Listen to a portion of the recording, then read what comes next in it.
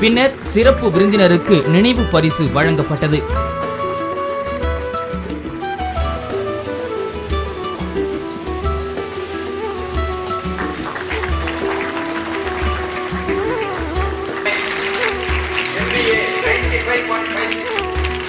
பின்னர் சிறப்புரையாற்றினார் பேராசிரியர் முனைவர் இ. பாலகுருசாமி அவர்கள்.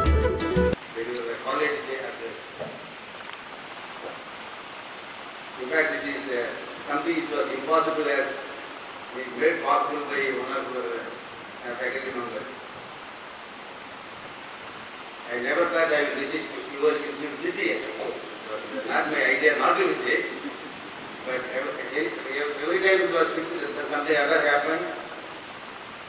The fate decided such that today I am here, the day of International Women.